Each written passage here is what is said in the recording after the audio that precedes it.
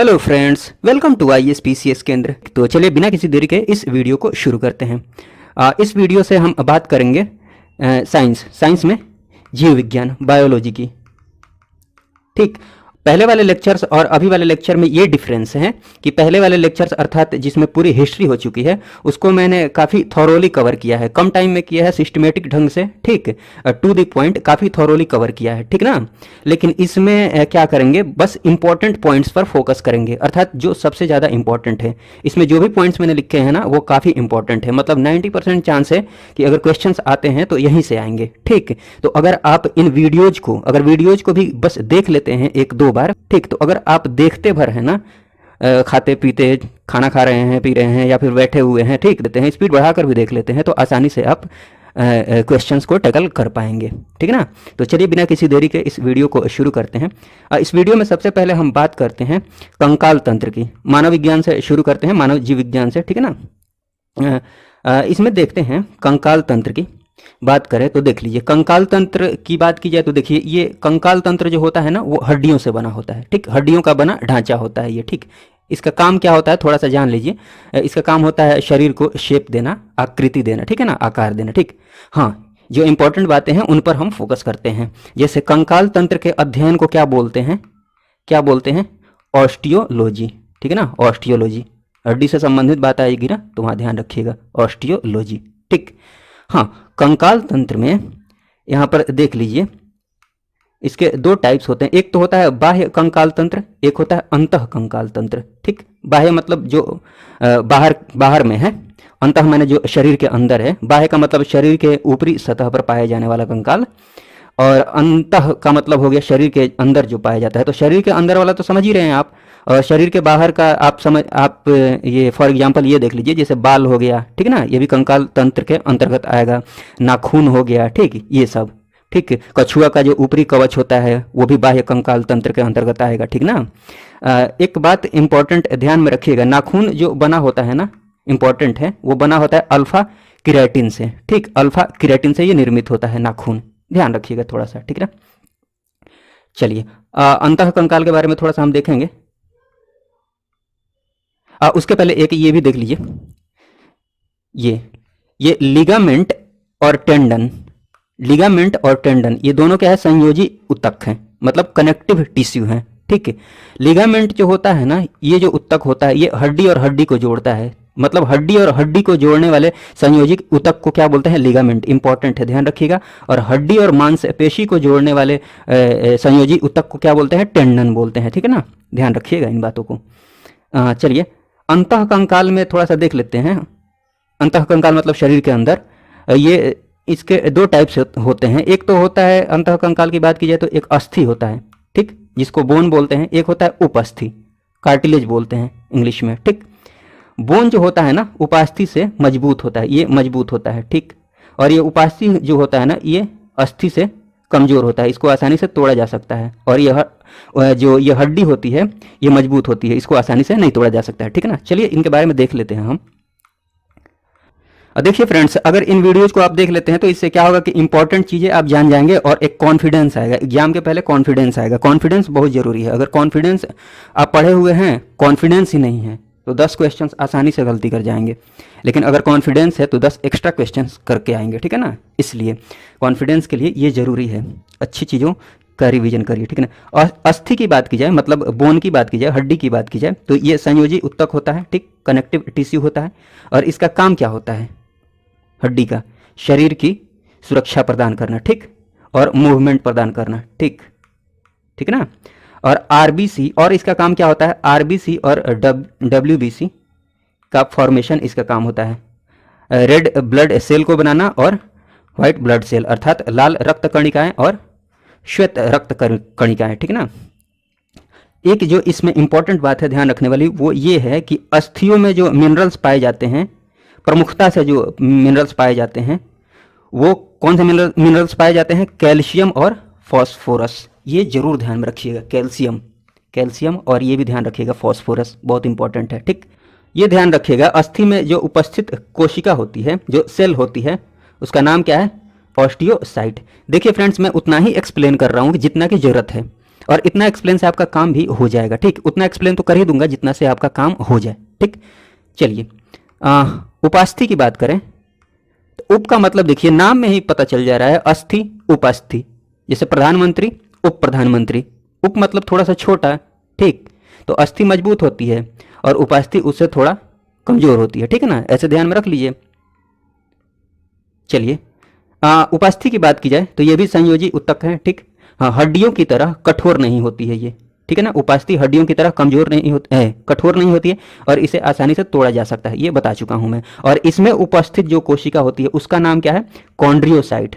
कॉन्ड्रियोसाइट ध्यान रखिएगा, ये है ऑस्टियोसाइट, ठीक है। चलिए 1 मिनट।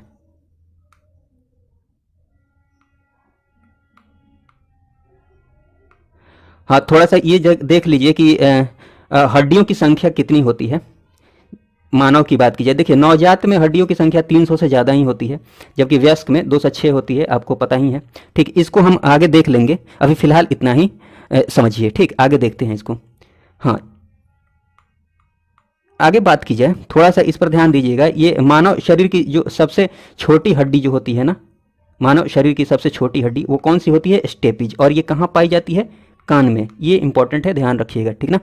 हाँ, ये भी ध्यान रखिएगा, मानव मस्तिष्क का औसतन वजन कितना होता है, 1.3 kg, ठीक, 1.36 kg, ठीक। और ये ध्यान रखिएगा, अभी बीपीएससी में ये क्वेश्चन पूछ भी चुका है, ठीक है ना। इससे क्वेश्चन पूछा है, जैसे पूछा है कि बताइए निम्नलिखित में से कौन सी हड्डी पैर की हड्डी नहीं है, ठीक। तो देखिए यहाँ पर देख लीजिए, अलग अलग नाम है, मैं बता देता हूँ। कंधे से लेकर कोहनी तक, जैसे कंधा यहाँ से मान लीजिए ये शरीर है और ये हाथ यहाँ से शुरू होता है, तो ये कंधा से लेकर यहाँ कोहनी तक, ठीक। ये हाथ मुड़ गया, ये हाथ ये वाला, ठीक। इस हड्डी का नाम क्या है, ह्यूमरस। ध्यान दीजिएगा, ठीक है ना, ह्यूमरस नाम है। कंधे से कोहनी तक की हड्डी को नाम क्या नाम है, उस हड्डी का ह्यूमरस नाम है। और जांघ की हड्डी जो होती है ना उसको बोला जाता है फीमर।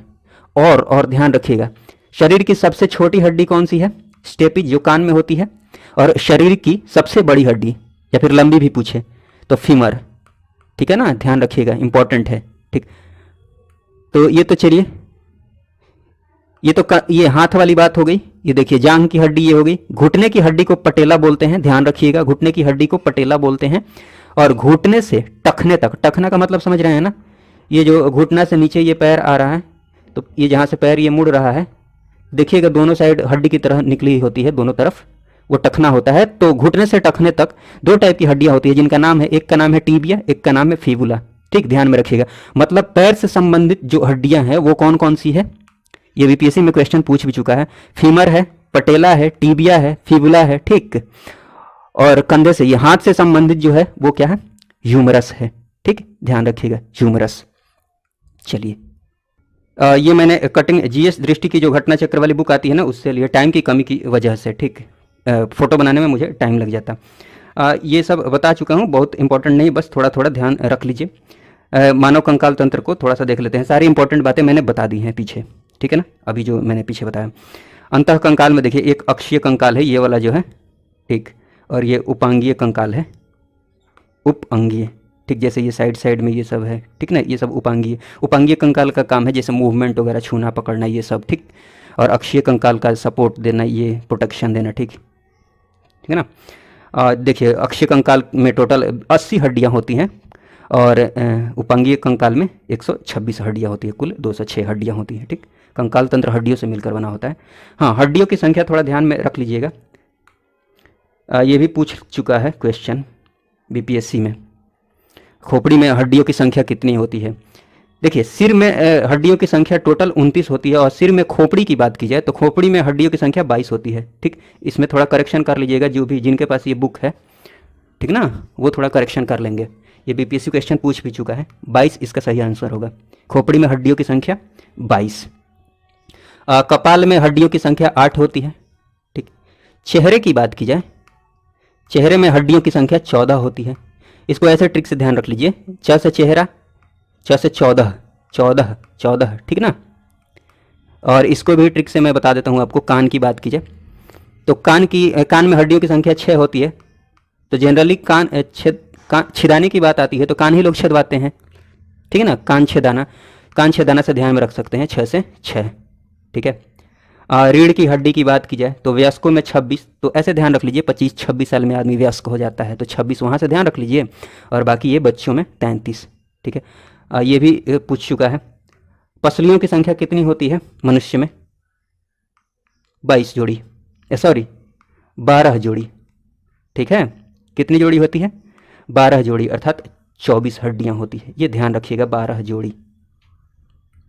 ऐसे ध्यान रख लीजिए कि मार के हड्डी वड्डी तोड़ दूंगा, पसली तोड़ दूंगा तो 1 साल तक उठ नहीं पाओगे। 1 साल से 12 महीने याद रख लीजिए, ऐसे जैसे मन करे वैसे आप ध्यान रख सकते हैं। हाँ, और सांप में सबसे ज़्यादा पसलियों की संख्या सांप में होती है, ये ध्यान रख सकते हैं, 200 से 400। आगे बात की जाए, ये बता चुका हूँ मैं कि नाखून जो बना होता है अल्फा केराटिन से बना होता है, नामक प्रोटीन से, ठीक है। चलिए आगे देखते हैं। आगे बात की जाए तो रक्त परिसंचरण तंत्र की बात कर लेते हैं। तो इसमें बात करते हैं, हाँ, तो रक्त की बात की जाए तो रक्त एक संयोजी ऊतक है, कनेक्टिव सेल है, ध्यान रखिएगा, सॉरी कनेक्टिव टिश्यू है। और मानव जो वयस्क होता है उसमें 5 से 6 लीटर खून होता है, ठीक है ना। और रक्त का जो पीएच होता है, पीएच मान, पीएच वैल्यू जो होती है वो ध्यान रखिएगा 7.4। और बीपीएससी में पीएच वैल्यू से क्वेश्चन हर बार पूछते हैं, किसी न किसी चीज़ की पीएच वैल्यू पूछ ही लेते हैं। और रक्त में कौन कौन सी चीज़ें होती हैं वो देख लेते हैं। रक्त में देखिए प्लाज्मा की बात की जाए, ये सारी चीज़ें इंपॉर्टेंट हैं। प्लाज्मा की बात की जाए तो 50% इसमें प्लाज्मा होता है रक्त में। प्लाज्मा में जैसे ये सारी चीज़ें आ जाती हैं, जैसे पानी आ जाता है, अन्य पदार्थ जैसे कि प्रोटीन, यूरिया, ये सब चीज़ें, ठीक। तो आप इतना ध्यान में रखिए कि लगभग 90% इसमें प्लाज्मा में पानी होता है, ठीक ना। रक्त में प्लाज्मा होता है 55%, और प्लाज्मा में जो पानी होता है वो 90% होता है, ठीक। हाँ, रक्त में रक्त कोशिकाएं होती हैं, ठीक। रक्त कोशिकाओं में कौन कौन सी चीज़ें आती हैं ध्यान दीजिएगा। आरबीसी, सबसे ज़्यादा आरबीसी होता है, रेड ब्लड सेल, लाल रक्त कणिकाएं। डब्ल्यूबीसी सबसे कम होता है, ठीक। और प्लेटलेट्स भी होता है, यहाँ क्रम लिखा है मैंने, आरबीसी सबसे ज़्यादा, उसके बाद प्लेटलेट्स, उसके बाद डब्ल्यूबीसी, सबसे ज़्यादा ये, उसके बाद ये, उसके बाद ये, ठीक। एक एक करके तीनों को हम देख लेते हैं, आरबीसी, डब्ल्यूबीसी और प्लेटलेट्स को, और फिर परिसंचरण के बारे में जान लेंगे। चलिए प्लाज्मा के बारे में यहाँ से शुरू कर लेते हैं। प्लाज्मा के बारे में बता देता हूँ, फिर इन तीनों चीज़ों के बारे में बता देता हूँ। देखिए प्लाज्मा में इंपॉर्टेंट बात ध्यान में रखिएगा, फाइब्रिनोजेन नामक प्रोटीन होता है, फाइब्रिनोजेन, ठीक। इसका काम क्या होता है? रक्त का थक्का जमने में मदद करना, ठीक। रक्त का थक्का जमने में मदद करना किसका काम है? फाइब्रिनोजेन का, फाइब्रिनोजेन का, याद रखिएगा। हाँ, प्लाज्मा का और क्या काम है? ताप को नियंत्रित करना और घाव भरने का काम जो है वो प्लाज्मा का है। इसमें जो सबसे इंपॉर्टेंट है, मोस्ट इंपॉर्टेंट, फाइब्रिनोजेन। आगे बात की जाए आरबीसी की, तो आरबीसी का जीवन काल याद रखिएगा, इसका जीवन काल जो होता है वो 120 दिन होता है लगभग, ठीक ना। और निर्माण की बात की जाए तो इसका जो निर्माण होता है वो कहाँ पर होता है? बहुत इंपॉर्टेंट है, अस्थि मज्जा में होता है, बोन मैरो में होता है, ठीक। और इसकी मृत्यु कहाँ होती है? बहुत इंपॉर्टेंट है, ये भी सारी बातें इंपॉर्टेंट हैं। प्लीहा में इसकी मृत्यु होती है, ठीक। इसको ब्लड बैंक भी बोला जाता है, ठीक। प्लीहा में इसकी मृत्यु होती है, इसीलिए प्लीहा को आरबीसी का क्या बोला जाता है? कब्रिस्तान बोला जाता है, ठीक है ना। देखिए इसका काम क्या होता है आरबीसी का? इसका काम होता है ऑक्सीजन और कार्बन डाइऑक्साइड का संवहन करना, ठीक। इधर उधर मूव कराना, मूवमेंट कराना। हीमोग्लोबिन जो होता है ना, आरबीसी में हीमोग्लोबिन नामक प्रोटीन होता है। हीमोग्लोबिन नामक प्रोटीन कहाँ होता है? आरबीसी में, ठीक। इसी की वजह से रक्त का जो रंग होता है वो क्या होता है? लाल होता है, खून का रंग लाल होता है हीमोग्लोबिन की वजह से, ठीक। हाँ, आरबीसी की कमी की वजह से कौन कौन से रोग हो सकते हैं ध्यान रखिएगा। एनीमिया अर्थात अरक्तता, खून की कमी। पीलिया की बात की जाए तो पीलिया भी आरबीसी की कमी से होता है, ठीक ना।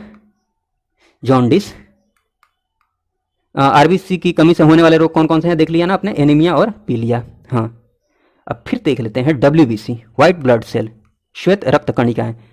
सबसे कम मात्रा में ये रक्त में होता है और इसका जीवन काल 3 से 4 दिन होता है मात्र, इंपॉर्टेंट है, ध्यान रखिएगा। इसका निर्माण होता है अस्थि मज्जा में, लेकिन इसकी मृत्यु कहाँ हो जाती है? रक्त में ही हो जाती है।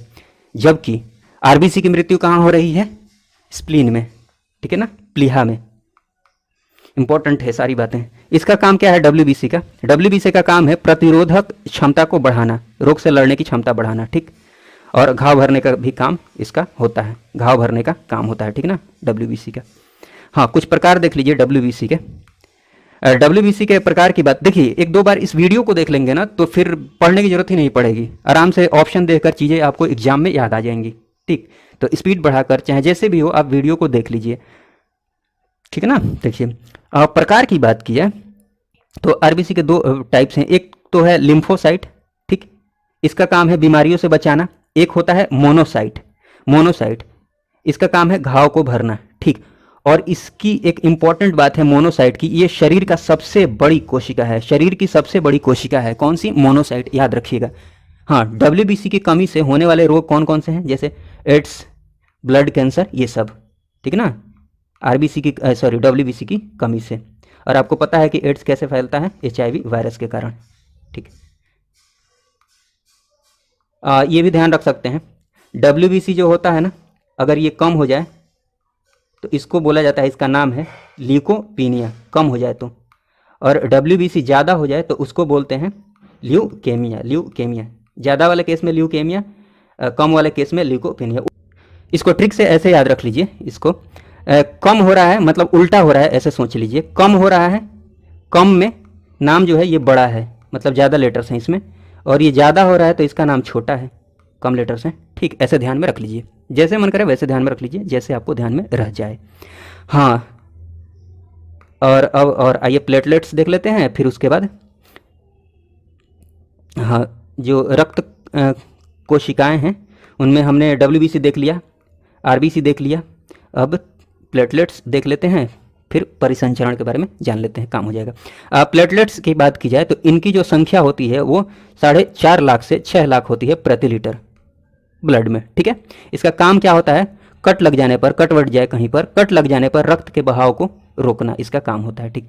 और आपको भी पता होगा कि प्लेटलेट्स की मात्रा में अचानक से एकदम से कमी आ जाती है चिकनगुनिया और डेंगू जैसी बीमारियों में, ठीक है ना, सुना होगा आपने, प्लेटलेट्स कम हो गया है ऐसे, डेंगू जब होता है किसी को तो।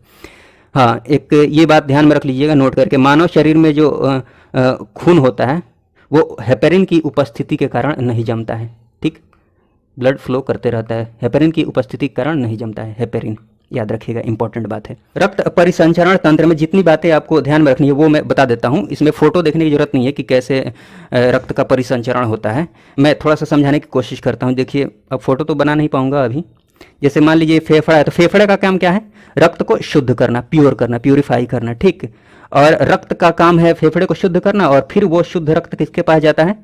हार्ट के पास। अब तो ये यही वाला हार्ट बन पा रहा है जल्दी में, खैर समझने से मतलब है, ठीक। तो इसका काम है हार्ट के पास जाना, और हार्ट फिर पंप करके रक्त को शरीर के अलग अलग भाग में पहुंचा देता है, ठीक। तो ध्यान रखिएगा, फेफड़े का काम है रक्त को शुद्ध करना, रक्त को शुद्ध करना। अगर इतनी बात ध्यान में रखते हैं तो कुछ भी ध्यान रखने की जरूरत नहीं है, आसानी से चीज़ें क्लियर हो जाएंगी, ठीक ना। देखिए समझाता हूँ, देखिए धमनी की बात की जाए, धमनी और शिरा में थोड़ा सा डिफरेंस बता देता हूँ। धमनी की बात की जाए तो धमनी शुद्ध रक्त को ले जाता है, ठीक, धमनी शुद्ध रक्त को। और शिरा की बात की जाए तो ये अशुद्ध रक्त को ले जाता है, ठीक। यहाँ पर एक छोटा सा ट्रिक बता देता हूँ, जैसे धमनी से धनिया याद रख लीजिए, धनिया मतलब धनिया शाक सब्जी में आती है ना, धनिया तो शाक सब्जी में आती है तो ये शाकाहारी में आ जाएगा। और जनरली मतलब ज़्यादा लोग शाकाहारी को शुद्ध मानते हैं। देखिए, मैं किसी की भावनाओं को ठेस पहुंचाने की कोशिश नहीं कर रहा हूँ, मेरी कोशिश है ट्रिक से याद हो जाए चीज़ें, ठीक। तो बस याद कराने के लिए ये बात बोल रहा हूँ, ठीक। अब शुद्ध क्या होता है नहीं होता है उस पर बात नहीं करने जा रहा मैं। हाँ, तो ये ध्यान रखिए कि ये शाकाहारी में आता है और शाकाहारी शुद्ध होता है, ऐसे ध्यान में रख लीजिए। धनिया से ध्यान रख लीजिए कि धमनी का काम क्या है? शुद्ध रक्त को ले जाना, मतलब ये शुद्ध खून ऑक्सीजन युक्त ले जाती है, ठीक है ना। अब एक बात बताइए, मैंने बता दिया है कि फेफड़े का काम है रक्त को शुद्ध करना, ठीक, और वो शुद्ध करके हार्ट के पास भेजता है, ठीक। तो शुद्ध खून अगर जा रहा है इसका मतलब यही ना हुआ कि फेफड़ा के वो शुद्ध जो है वो फेफड़ा के पास शुद्ध हो चुका है, अब वो कहाँ जाएगा? हार्ट में जाएगा, ठीक। तो शुद्ध खून को अगर धमनी ले जा रही है इसका मतलब यही हुआ कि वो फेफड़े से कहाँ ले जाएगी? हृदय में, हार्ट में, ठीक। और फिर यहाँ से शरीर के अलग अलग पार्ट में रक्त को पंप करके भेज दिया जाता है, ठीक है। हाँ, एक एक्सेप्शन ध्यान में रखिएगा, पल्मोनरी धमनी, पल्मोनरी धमनी इसका काम क्या है? अशुद्ध खून को ले जाना, अशुद्ध रक्त को ले जाना, ठीक। तो मैंने बताया है, अगर देखिए अशुद्ध है तो इसको शुद्ध करना पड़ेगा ना, तो शुद्ध करने के लिए इसको कहाँ जाना पड़ेगा, फेफड़े में जाना पड़ेगा। तो ध्यान रखिए, जो अंग है ना, शरीर के अंग है, वहाँ से खून कहाँ पर जाएगा, फेफड़े में जाएगा, ठीक ना, फेफड़े में जाएगा। कौन ले जा रहा है, पल्मोनरी धमनी, एक्सेप्शन में, धमनी में एक्सेप्शन बता रहा हूँ मैं। धमनी का असल काम है शुद्ध खून को ले जाना, बट एक्सेप्शन में याद रखिएगा पल्मोनरी धमनी का काम है अशुद्ध खून को ले जाना, ठीक है ना। अंग से, शरीर के अंग से फेफड़ों तक, फिर यहाँ शुद्ध होता है, फिर वो हार्ट में जाता है, ठीक ना। चलिए शिराओं की बात की जाए तो शिराओं का विशेष मुख्य काम जो है, देखिए अशुद्ध खून को ले जाना, शिराओं का काम है अशुद्ध खून को ले जाना। तो अशुद्ध का मतलब आप समझ गए कि अंग से कहाँ पर जाएगा, मतलब शरीर के अंग से खून कहाँ पर जाएगा, हृदय में, ठीक है। सॉरी यहाँ गलती हो गई है, यहाँ पर फेफड़ा होगा, फेफड़े में जाएगा, ठीक है ना। अंग से फेफड़े में जाएगा यहाँ, क्योंकि अशुद्ध है तभी तो फेफड़े में जाएगा तो शुद्ध होगा, ठीक ना, ये ध्यान में रखिएगा। तो अंग से फेफड़े में ले जाएगा कौन, शिरा ले जाएगी, ठीक, अशुद्ध खून को। एक्सेप्शन में याद रखिएगा पल्मोनरी शिरा जो है ना, इसके ठीक उल्टा शुद्ध खून ले जाती है फेफड़ा से हृदय में। तो ये मैं बता ही चुका हूँ कि अगर शुद्ध है इसका मतलब फेफड़े से शुद्ध हो चुका है, अब वो कहाँ जाएगा, हार्ट में जाएगा, हृदय में। तो इसमें कन्फ्यूजन नहीं होना चाहिए आपको, ठीक है। तो चलिए तंत्रिका तंत्र को देखते हैं। तंत्रिका तंत्र की अर्थात नर्वस सिस्टम की सबसे जो छोटी इकाई है, बेसिक यूनिट, वो क्या है, न्यूरॉन। याद रखिएगा, इंपॉर्टेंट है। इसी को तंत्रिका कोशिका भी बोलते हैं, न्यूरॉन या फिर तंत्रिका कोशिका। और ये शरीर की सबसे लंबी कोशिका होती है, लगभग 90 सेंटीमीटर की, ठीक, लगभग 90 सेंटीमीटर इसकी लेंथ होती है। हाँ, कमेंट बॉक्स में जरूर बताइएगा कि सबसे बड़ी कोशिका कौन सी होती है। मैं यहाँ लंबी की बात कर रहा हूँ, सबसे लंबी न्यूरॉन, ठीक। सबसे बड़ी कोशिका कौन सी होती है ये मैंने पिछले वीडियो में बताया है, तो कमेंट बॉक्स में आप जरूर बताइएगा, ठीक है। हाँ, तंत्रिका कोशिका की बात की जाए, सॉरी तंत्रिका तंत्र की बात की जाए तो ये तंत्रिका कोशिकाएं जो होती हैं, मतलब न्यूरॉन, इससे बना हुआ एक नेटवर्क है, एक जाल है, ठीक है ना। थोड़ा थोड़ा जान लीजिए, ये जहाँ इंपॉर्टेंट होगा वहाँ मैं फोकस जरूर कर दूंगा, ठीक है ना। इसका कार्य क्या होता है तंत्रिका तंत्र का, देखिए इसका कार्य होता है सोचने, समझने, याद रखने और मैसेज या इंस्ट्रक्शन को शरीर के अन्य भाग तक पहुँचाना। कैसे पहुँचाना होता है आगे धीरे धीरे देख लेंगे हम। चलिए, तंत्रिका तंत्र के जो भाग होते हैं जिनसे ये बना होता है, तंत्रिका तंत्र बना हुआ है, वो क्या क्या है, एक तो न्यूरॉन हो गया, मस्तिष्क होता है, ठीक है ना, मेरु रज्जु अर्थात स्पाइनल कॉर्ड, ठीक है। न्यूरॉन की बात की जाए तो ये मैं बता चुका हूँ तंत्रिका तंत्र की बेसिक इकाई है ये, ठीक। और इसका कार्य क्या है, मस्तिष्क से सूचना का आदान प्रदान करना, ठीक है। न्यूरॉन का काम मस्तिष्क से सूचना का आदान प्रदान करना, ठीक। ये शरीर की सबसे लंबी कोशिका होती है, ये बता चुका हूँ मैं। और सबसे जो इम्पोर्टेंट बात है बीपीएससी के लिए विशेषकर, वो ये है, ये पढ़ना, मस्तिष्क। मस्तिष्क में 3 भाग होते हैं, जैसे अग्र मस्तिष्क हो गया, अगला भाग मध्य मस्तिष्क, पश्च मस्तिष्क। चलिए इसको फोटो में मैं दिखा देता हूँ, देख लीजिए। ये जैसे ये मस्तिष्क है, ठीक, तो ये अग्र मस्तिष्क हो गया। अग्र मस्तिष्क के 3 भाग होते हैं मुख्यतः, एक तो होता है प्रमस्तिष्क जिसको सेरेब्रम बोलते हैं, थैलेमस होता है, हाइपोथैलेमस होता है, ठीक, इन सबको देखेंगे हम। और मध्य मस्तिष्क की बात की जाए तो सबसे जो प्रमुखता से हमें जो जानना है वो है कॉर्पोरा क्वाड्रिजेमिना, ठीक। और पश्चिम मस्तिष्क की बात की जाए तो ये है पश्चिम मस्तिष्क, ठीक। इसमें जो हमें जानना है वो जानना है सेरिबेलम के बारे में और मेड्यूला ऑब्लंगेटा के बारे में, ठीक है ना। ये तो स्पाइनल कॉर्ड हो गया जो जाकर रीढ़ की हड्डी से जुड़ जाएगी, बैकबोन से, ठीक। चलिए आगे देखते हैं, एक एक करके सारी चीज़ें देख लेते हैं हम। 1 मिनट रुक जाइए। हाँ, एक एक करके पहले देख लेते हैं। आइए मस्तिष्क को ही देखते हैं। मस्तिष्क में अग्र मस्तिष्क की बात की जाए तो एक तो होगी ये प्रमस्तिष्क अर्थात सेरिब्रम, ये जरूर ध्यान में रखिएगा, इंग्लिश में भी नाम ध्यान में रखिएगा, ठीक है ना। सेरिब्रम, सेरिब्रम जो होता है ना वो मस्तिष्क का सबसे बड़ा भाग होता है, ध्यान रखिएगा। मस्तिष्क का सबसे बड़ा भाग कौन सा होता है, सेरिब्रम।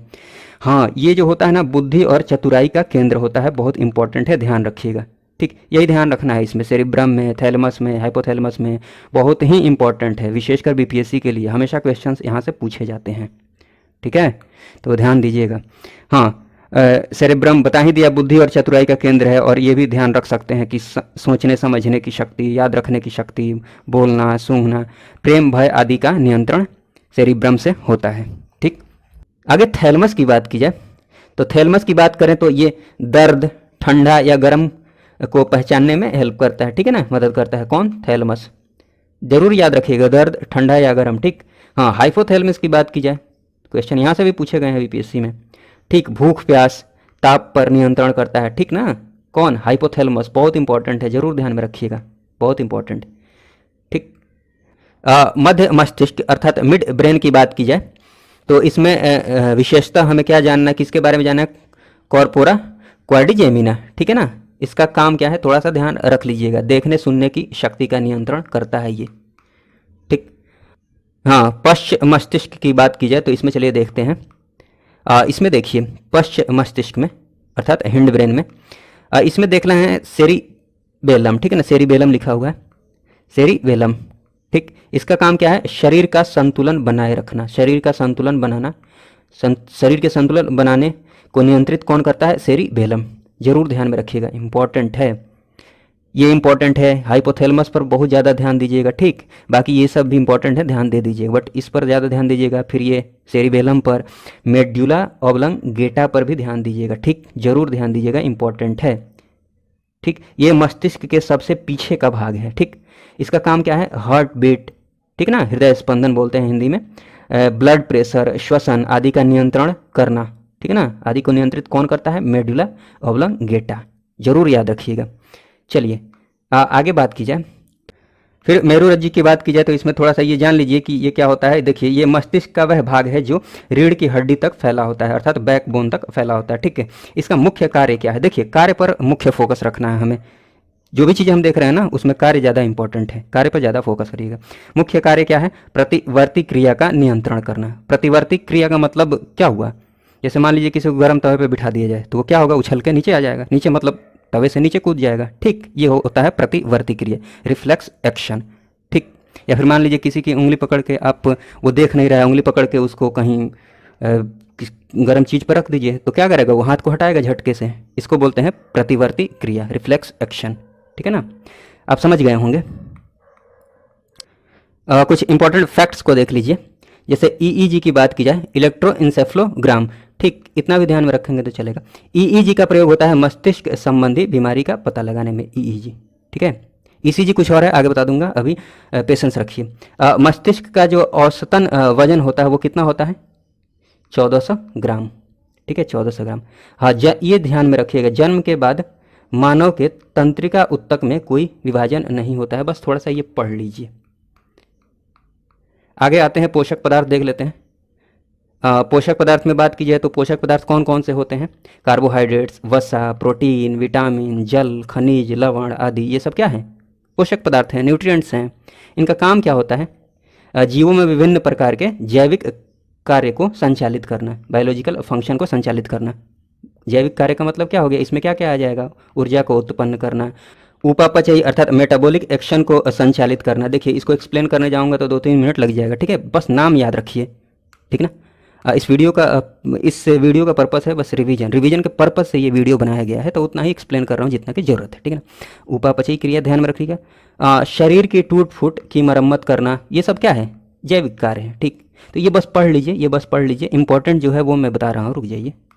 हाँ, कार्बोहाइड्रेट्स की बात की जाए, सबसे पहले हम कार्बोहाइड्रेट्स को देख लेते हैं। कार्बोहाइड्रेट्स की बात की जाए, ठीक, तो देखिए, वैसा पदार्थ है जिसमें जैसे कार्बन, हाइड्रोजन और ऑक्सीजन किस अनुपात में हो? 1:2:1 में हो, ठीक। क्या? कार्बन, हाइड्रोजन और ऑक्सीजन, तो उसको कार्बोहाइड्रेट बोलते हैं, ठीक है ना।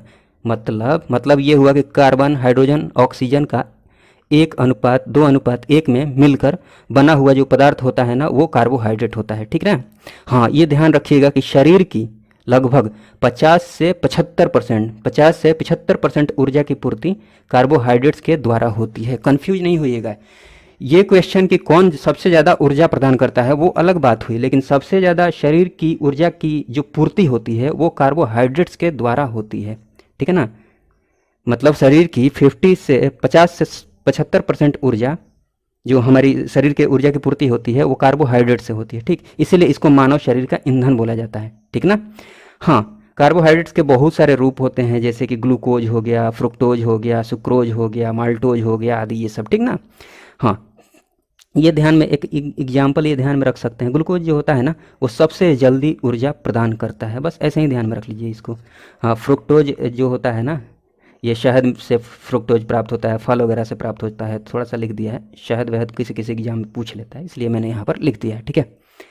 चलिए, अब बाकी जो इम्पोर्टेंट है वो मैं बता रहा हूँ, ये ध्यान में रखिएगा, मानव शरीर का ईंधन है ये। और बात की जाए, हाँ, प्रोटीन की बात कर लेते हैं, बहुत इम्पॉर्टेंट है इसमें एक बात, वो मैं बताने जा रहा हूँ। देखिए, प्रोटीन की बात की जाए तो ये ध्यान रख सकते हैं, बहुत इंपॉर्टेंट नहीं है। प्रोटीन कार्बनिक यौगिक होता है जो 20 एमिनो अम्ल से मिलकर बना होता है, आप बस ऐसे ही देख लीजिए। इसका काम क्या होता है वो जरूरी है, ये इंपॉर्टेंट है। कार्बोहाइड्रेट्स का काम क्या है? ऊर्जा प्रदान करना। प्रोटीन का काम क्या है? ऊर्जा प्रदान करना। वसा आगे पढ़ेंगे, उसका काम क्या है? ऊर्जा प्रदान करना। लेकिन ये बात ध्यान में रखिएगा, विटामिन का काम ऊर्जा प्रदान करना नहीं है, ठीक ना, ये जरूर ध्यान में रखिएगा। कार्बोहाइड्रेट्स, प्रोटीन और वसा ऊर्जा प्रदान करते हैं, बट विटामिन ऊर्जा प्रदान नहीं करता है, ठीक ना, ये जरूर ध्यान में रखिएगा। तो क्या बात कर रहा था मैं, हाँ, प्रोटीन की बात की जाए तो देखिए इसका काम क्या होता है? शरीर में ऊर्जा उत्पन्न करना, ठीक है ना, ऊर्जा प्रदान करना। और इसका काम क्या होता है? शरीर की मरम्मत करना, ठीक ना, शरीर की मरम्मत करना या उत्तक निर्माण। देखिए, अगर जिन्होंने बायोलॉजी अच्छे से पढ़ा है, टेक्निकली वो स्ट्रांग है, तो वो समझ रहे हैं शरीर की मरम्मत करने का मतलब ही हो गया उत्तक का निर्माण, ठीक ना, उत्तक निर्माण। तो उत्तक निर्माण अगर क्वेश्चन में आ जाए तो उत्तक निर्माण का काम भी प्रोटीन का ही है, ठीक है, तो इतना ध्यान में रखिएगा। हाँ, इसमें जो सबसे इंपॉर्टेंट बात है ना, ये तो इंपॉर्टेंट है ही, इंपॉर्टेंट ये है प्रोटीन की कमी से होने वाले जो रोग है ना, वो एक तो होता है क्वाशियोरकर रोग, ठीक, और ये यहाँ पर लिखा है मरास्मस, देखिए दिख नहीं रहा है, मैं यहाँ लिख देता हूँ मरास्मस, ठीक, मरास्मस रोग ये बच्चों में होता है, ठीक ना, जरूर ध्यान में रखिएगा। प्रोटीन की कमी से क्वाशियोरकर और मरास्मस रोग होते हैं, ठीक। आगे बात की जाए फैट्स की,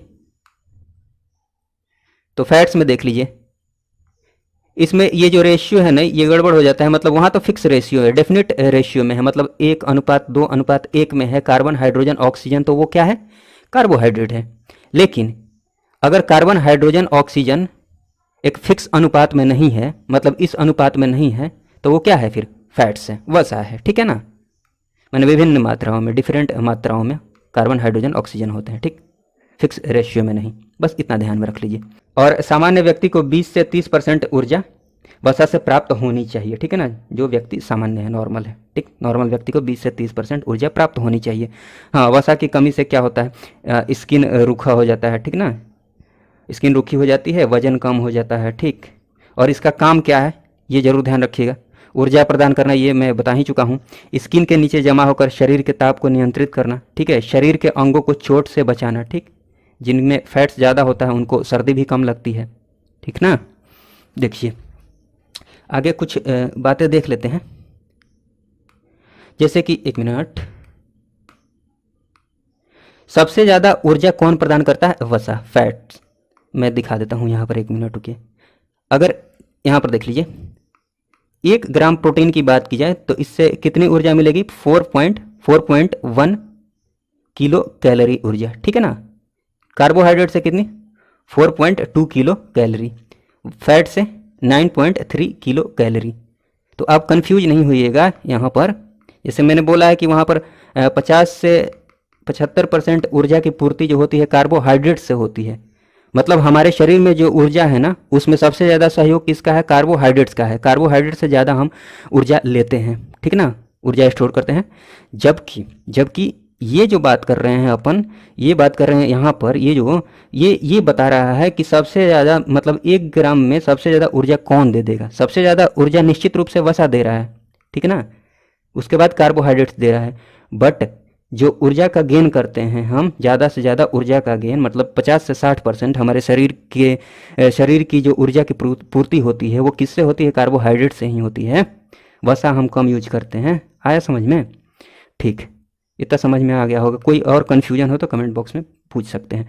हाँ, पानी अगर पीते हैं तो कितनी कैलोरी मिलेगी आपको ऊर्जा? 0 कैलोरी, ठीक। अब देख लीजिए, सबसे ज़्यादा ऊर्जा प्रदान करता है कौन? वसा। ऊर्जा प्राप्त नहीं होती है किससे? विटामिन से। विटामिन से ऊर्जा प्राप्त नहीं होती है। ऊर्जा किससे प्राप्त होती है? कार्बोहाइड्रेट से, प्रोटीन से, वसा से, ये मैं बता चुका हूँ। प्रोटीन की मात्रा बात की जाए तो ये इंपॉर्टेंट है, इसलिए ये मैंने लिखा है। प्रोटीन की मात्रा सबसे ज़्यादा सोयाबीन में होती है, लगभग 42%, 40-42%, ठीक है ना। उसके बाद मूंगफली वगैरह है, तो ये सब चीज़ें हैं। चावल गेहूं में कोई पूछे तो चावल में कार्बोहाइड्रेट की मात्रा ज़्यादा होती है गेहूं से, ठीक। तो ये सारी चीज़ें हैं, ठीक है ना। ठीक है, विटामिन की बात की जाए तो ये कोई भी ऊर्जा इससे नहीं प्राप्त होती है, विटामिन से कोई ऊर्जा प्राप्त नहीं होती है, ठीक है। हाँ, विटामिन के जो खोज करता है वो ध्यान में आप रख सकते हैं, फंक, ठीक। एक बात को आप ज़रूर ध्यान में रखिएगा, ये इंपॉर्टेंट है इसलिए मैं बता रहा हूँ, काफ़ी इंपॉर्टेंट है। Vitamin A, B, C, D, E, K, ठीक है ना, ए बी सी डी ई के।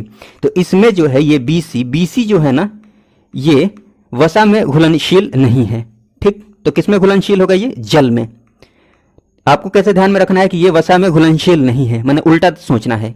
ऐसा क्यों बोल रहा हूँ, देखिए आप इसको रट जाते हैं तो फिर चलिए बहुत अच्छी बात है, लेकिन रटने में अगर प्रॉब्लम हो रही है तो ये मेरी बात ध्यान में रखेंगे ना कि उल्टा सोचना है यहाँ पर, तो आसानी से आप सही आंसर्स को टिक लगा पाएंगे अगर इससे रिलेटेड क्वेश्चन आता है तो, ठीक है। क्या ध्यान में रखना है, उल्टा ध्यान में रखना है कि बीसी जो है ना, ऐसा क्यों बोल रहा हूँ, देखिए ये जो बीसी है, बीसी, तो बीसी को ऐसे पढ़ लीजिए, बीसी को वसा, बीसी वसा, बीसी वसा, एक ही जैसा लग रहा है ना, बीसी वसा, लेकिन ध्यान में ये रखना है कि बीसी वसा जैसा लग रहा है लेकिन वसा में घुलनशील नहीं है, उल्टा सोचना है आपको। बीसी वसा जैसा लग रहा है लेकिन वसा में घुलनशील नहीं है, किस में घुलनशील है, जल में घुलनशील है, ठीक। हाँ, बीसी के अलावा बाकी जो चीजें हैं वो सब वसा में घुलनशील हैं, मतलब ए डी ई के, ठीक है ना, ए डी ई के, विटामिन ए डी ई के, ये किस में घुलनशील है, वसा में।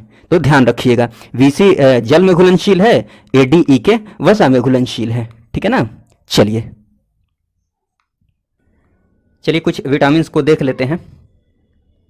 विटामिन ए की बात की जाए तो इसका रासायनिक नाम जो होता है वो क्या होता है, रेटिनॉल। सब इंपॉर्टेंट है, ध्यान रखिएगा जितने भी रासायनिक नाम है। ए का रासायनिक नाम क्या है, रेटिनॉल है। और इसकी कमी से होने वाले जो रोग हैं वो कौन कौन से हैं, रतौंधी, ठीक, आंख से संबंधित है ये, और जीरोफ्थैल्मिया।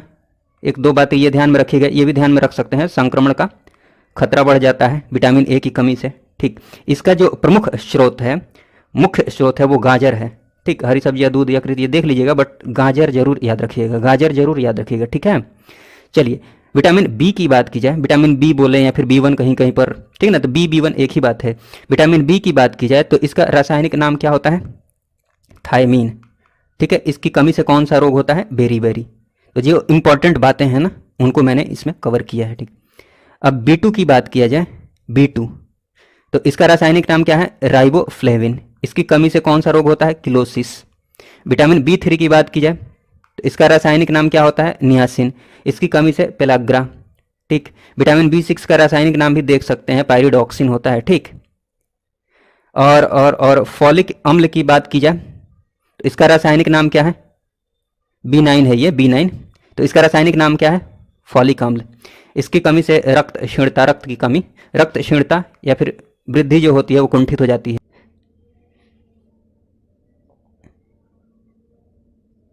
विटामिन बी12, एक मिनट, विटामिन बी12 की बात की जाए तो इसका रासायनिक नाम क्या है, साइनोकोबालामीन, ठीक है ना। इसमें ये याद रखिएगा, ये कोबा ये लिखा हुआ है ना, तो इससे ये ध्यान में रखिएगा कि विटामिन बी12 में कोबाल्ट होता है, ये इंपॉर्टेंट है इसलिए मैंने लिखा है यहाँ पर, बी12 में कोबाल्ट होता है। कोबाल्ट किस विटामिन में पाया जाता है, तो विटामिन बी12 में, याद रखिएगा।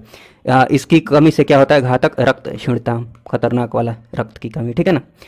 आगे बात की जाए, ये सब इंपॉर्टेंट है, देखिए विटामिन सी की बात की जाए तो इसका रासायनिक नाम क्या है, एस्कॉर्बिक अम्ल, ठीक। इसकी कमी से कौन सा रोग होता है, स्कर्वी रोग, मसूड़ों का फूलना, ठीक।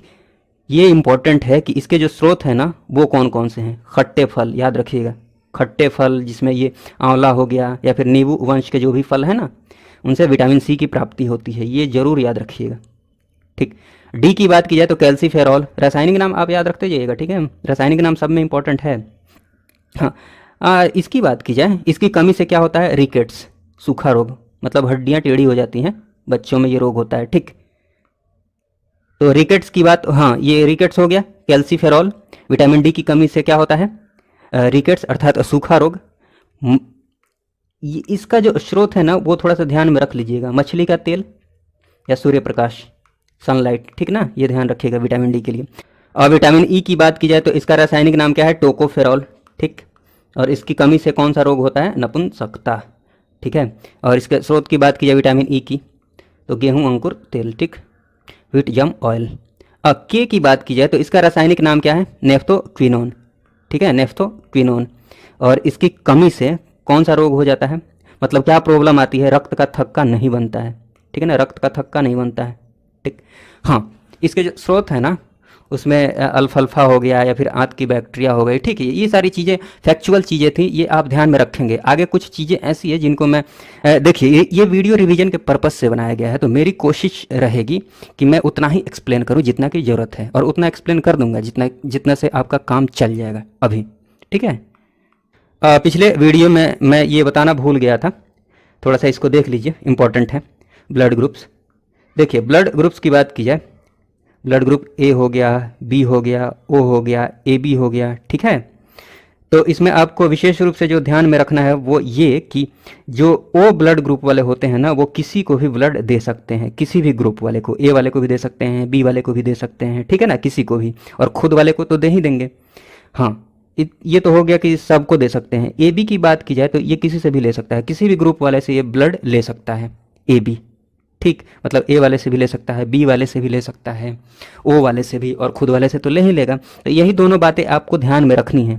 बाकी चीज़ें तो आपको समझ में आ ही रहा है कि ए को दे सकता है, बी को दे सकता है। ठीक ना, चाहे बी से लेगा ए से लेगा, ये देने वाली बात आई तो।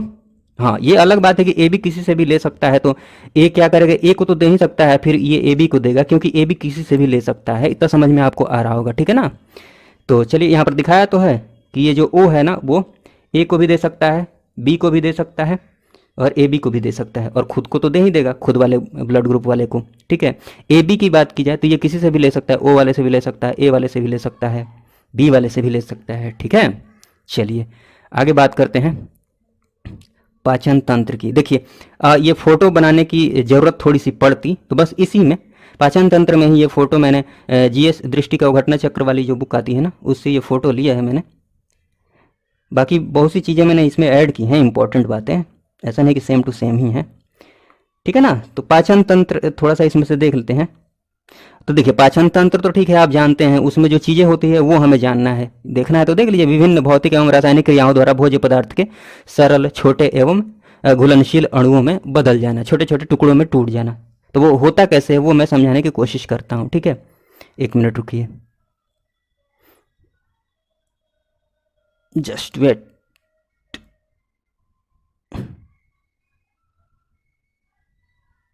हाँ चलिए पूरा पिक्चर आ जाए। देखिए सबसे पहले मैं एक बात बता देता हूँ, यहाँ पर यहाँ ग्रंथि लिखा है ना मैं, ग्लैंड्स। तो सबसे पहले जान लीजिए बॉडी के अलग अलग पार्ट्स में बहुत सारी ग्रंथियाँ होती हैं। ग्रंथि का काम क्या होता है ये जान लीजिए। ग्रंथि का काम होता है रस का स्त्रावण करना, रस निकालना। ठीक है ना, जूस। ठीक, और इस रस में क्या होते हैं, एंजाइम्स होते हैं, और एंजाइम का काम क्या होता है, भोजन को पचाना। ठीक है ना, भोजन को पचाने में मदद कौन करता है, एंजाइम। ठीक, इतना ध्यान में रखिएगा। ठीक है, सबसे पहले बात कीजिए, थोड़ा सा इसको जूम कर लेता हूँ। देखिए जब भोजन कैसे जाता है, भोजन मुंह में जाएगा, मुंह से होते हुए ग्रास, ये जो ग्रास नली है इससे होते हुए छोटी आंत में जाएगा, सॉरी अमाशय में जाएगा, अमाशय में जाएगा, फिर अग्नाशय से होते हुए यहाँ पर मतलब कुछ रासायनिक अभिक्रिया होगी, फिर वो छोटी आंत में बड़ी आंत से होते हुए फिर बाहर निकल जाएगा। ठीक है ना, ये सारी चीज़ें हैं, बट कहाँ कहाँ पर कौन सी घटनाएं होती है, कहाँ कहाँ पर कौन से एंजाइम्स निकलते हैं, कहाँ पर कौन सी बातें ध्यान में रखनी है वो मैं इसमें बताने जा रहा हूँ। ठीक है, ध्यान से देखिएगा। तो देखिए मुंह में क्या है, जैसे भोजन यहाँ से गया तो भोजन के यहाँ, तो यहाँ तो भोजन तोड़ेंगे दांत से चबाकर, लेकिन और भी उसको आगे तोड़ने की जरूरत पड़ती है, मतलब और छोटे छोटे टुकड़ों में उसको तोड़ने की जरूरत पड़ती है। तो छोटे छोटे टुकड़ों में तोड़ने में मदद कौन करता है, तो बहुत सारे एंजाइम्स होते हैं, जिसमें जो आपको इंपॉर्टेंट बात ध्यान में रखनी है वो ये है टॉयलिन एंजाइम। ठीक है, टॉयलिन एंजाइम ध्यान में रखिएगा, बहुत इंपॉर्टेंट है। टॉयलिन एंजाइम कहाँ पर पाया जाता है, मुंह में, ये जरूर ध्यान में रखिएगा। हाँ, ये स्टार्च का पाचन करता है, लेकिन ये जरूर ध्यान में रखिएगा कि टॉयलिन एंजाइम जो होता है वो कहाँ होता है, मुंह में होता है। ठीक है ना, फिर ये देखिए ये यहाँ भोजन आया ऐसे, फिर मैं बता रहा हूँ यहाँ पर आते जाइए, तो ये आ गया अपना, ये अमाशय है। अमाशय की जो दीवारें होती हैं वहाँ से कौन कौन सी चीज़ें निकलती हैं, मतलब स्रावित होती हैं। देखिए HCl रिलीज होता है, हाइड्रोक्लोरिक अम्ल, याद रखिएगा, ठीक है ना। पेप्सिन एंजाइम रिलीज होता है, ठीक। रेनिन एंजाइम रिलीज होता है, ठीक ना, ध्यान रखिएगा। मतलब कोई पूछे कि HCl कहाँ पर रिलीज होता है, तो अमाशय में।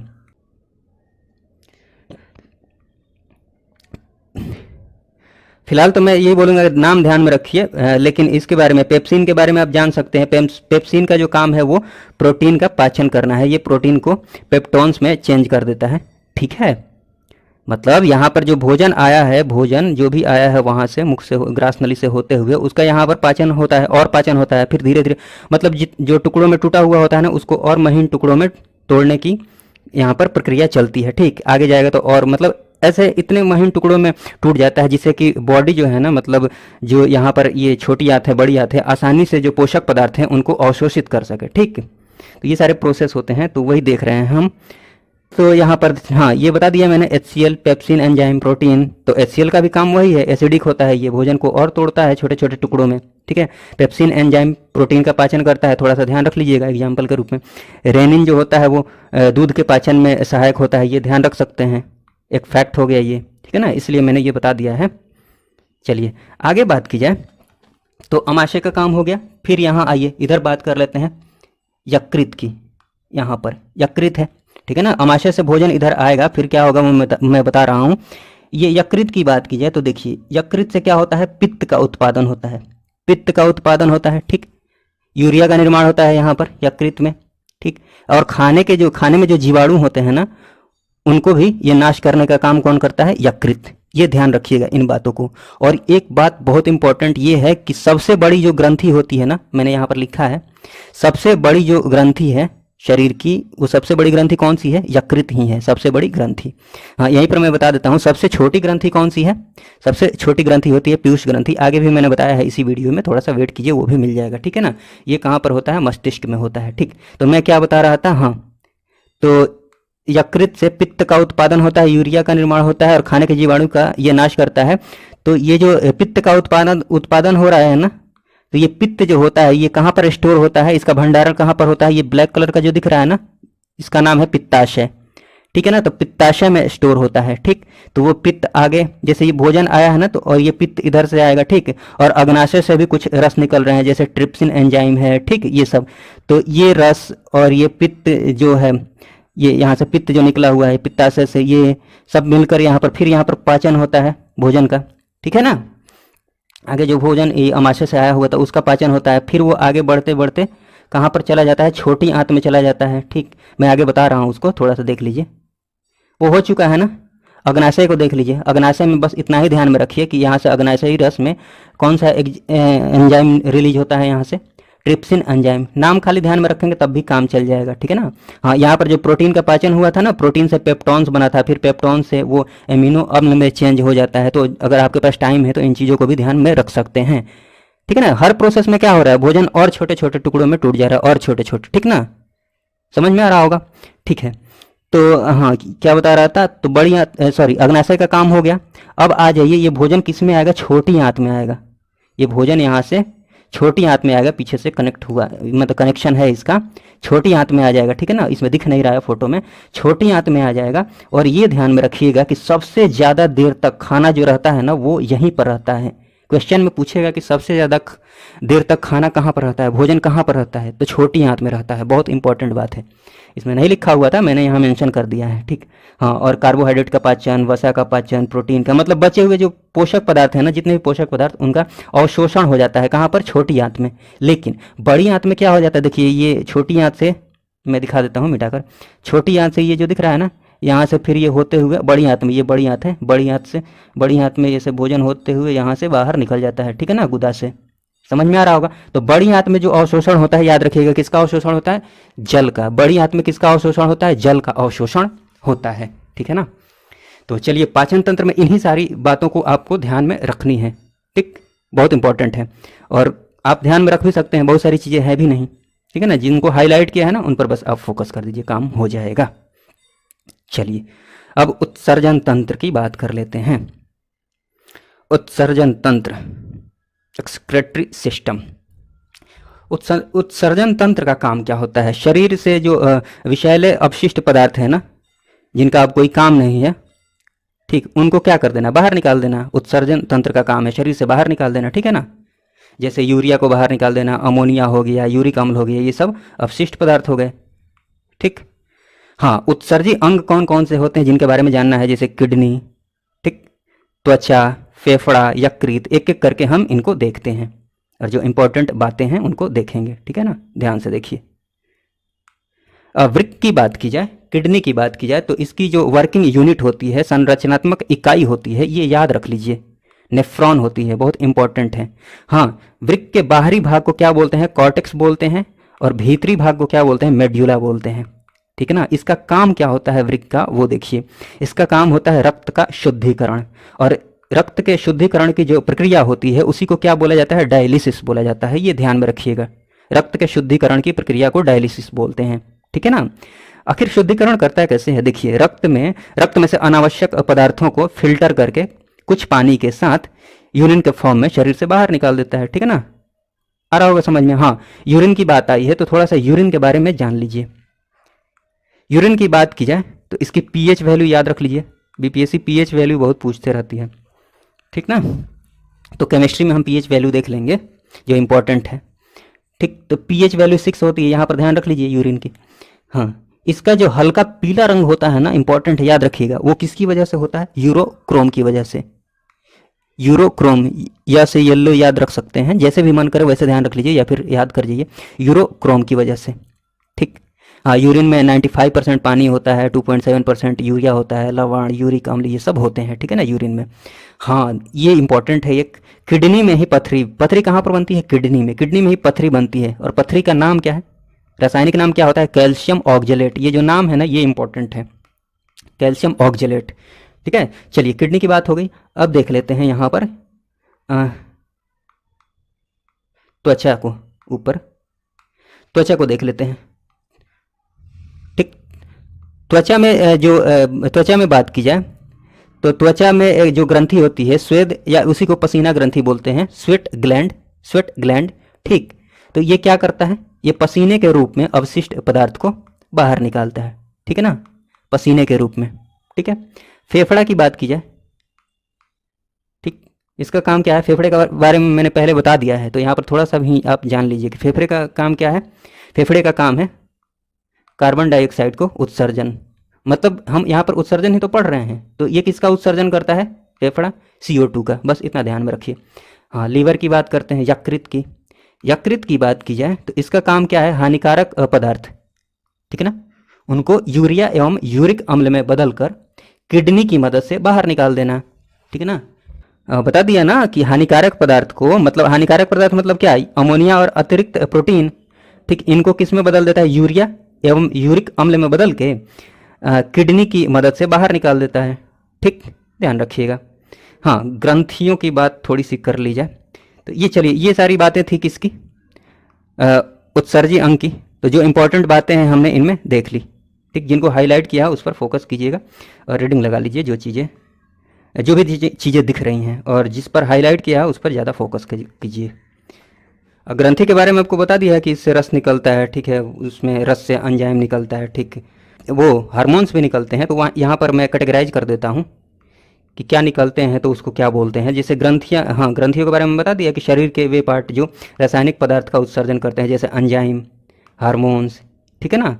तो एंजाइम का स्त्रावण करता है, जो एंजाइम रिलीज करता है उसको बोलते हैं बाह्य स्रावी ग्रंथियाँ, ठीक है ना, बाह्य स्रावी ग्रंथियाँ। और जो हार्मोन्स को रिलीज करते हैं उनको बोलते हैं अंतःस्रावी ग्रंथियाँ, ठीक। तो बाह्य स्रावी तो देख ही लिए हैं अपन, ठीक है ना। हाँ, कुछ ग्रंथि ऐसी होती हैं जो हार्मोन और एंजाइम दोनों रिलीज करते हैं, जैसे अग्नाशय, ठीक। हार्मोन और एंजाइम दोनों रिलीज करने वाले को कौन सी ग्रंथि बोलते हैं? मिश्रित ग्रंथि, जैसे अग्नाशय। देखिए यहाँ पर अग्नाशय मैंने दिखाया था ना, यहाँ पर एक बात बतानी थी, ये देखिए, एक मिनट। अग्नाशय में क्या हो रहा है? ये एंजाइम रिलीज हो रहा है, यहाँ पर कौन सा एंजाइम? ट्रिप्सिन। लेकिन अग्नाशय से हार्मोन भी रिलीज होता है, वो मैंने यहाँ पर नोट करके लिखा है, यहाँ पर बता देना चाहिए था मुझे पहले ही, लेकिन चलिए कोई बात नहीं। हाँ, अग्नाशय में एक बीटा कोशिका होती है जो इंसुलिन नामक हार्मोन को निकालती है, ठीक है ना। इंसुलिन नामक हार्मोन यहाँ से रिलीज होता है, ठीक। और ये इंपॉर्टेंट बात है, ध्यान रखिएगा कि इंसुलिन की कमी से मधुमेह रोग होता है, डायबिटीज, ठीक है ना, शुगर। ये बहुत इंपॉर्टेंट बात है, ये जरूर ध्यान में रखिएगा, ठीक। चलिए अब अपन चलते हैं वहाँ पर।